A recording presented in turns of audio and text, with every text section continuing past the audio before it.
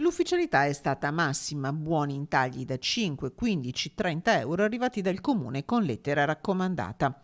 I destinatari circa 2000 famiglie di Piove di Sacco, scelte con il criterio della massima rappresentatività, con figli tra i 6 e i 14 anni. L'operazione Buoni Shopping è un regalo sotto l'albero, in un periodo faticoso di sostegno alle famiglie, ma anche il commercio, come spiega il sindaco Davide Gianella. Siamo sede di un distretto del commercio. Piove di Sacco è una città con 2200 metri di portici.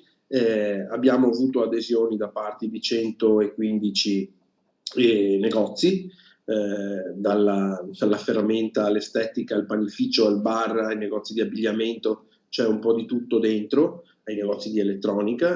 I buoni si potranno spendere in forma singola oppure in un'unica soluzione, a seconda di come si deciderà di utilizzarli nei negozi che hanno aderito all'iniziativa e dovranno essere usati entro il 31 gennaio. Un progetto che fa parte di un pacchetto di sostegno messo in campo dal Comune nel periodo di emergenza. Abbiamo stanziato 100.000 euro con risorse proprie per buoni shopping e 100.000 euro per buoni alimentari, oltre a 80.000 euro per un bando a ristoro per chi è stato chiuso a ristoro per quel periodo per quanto riguarda la tassa sui rifiuti.